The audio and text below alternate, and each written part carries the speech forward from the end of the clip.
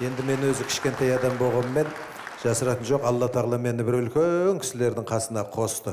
Сол кісілерден жақсыны үйреніп, жаманды жиреніп сөйтіп жүрдік.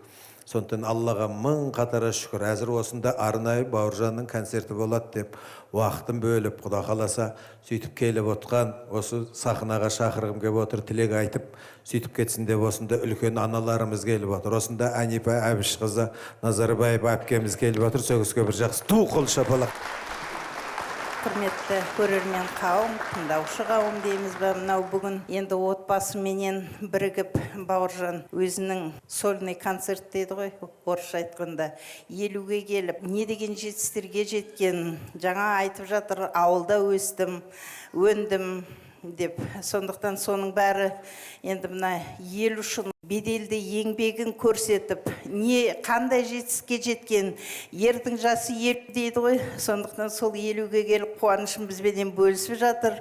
Өнерде табыс тілейміз, еңбекте табыс тілейміз, отбасына амандық, сол кішкентай жаңағы балапандарының қызығын көре берсін дейміз, жақсы адамдардың жолын берсін, еңбегі жансын, елімізде, жерімізде тиыш заман болсын дейміз. Өнерге баулап, өздерінің балаларын баулап жатқанға, Бауыржанға біз үлкен рахметімізді айтамыз.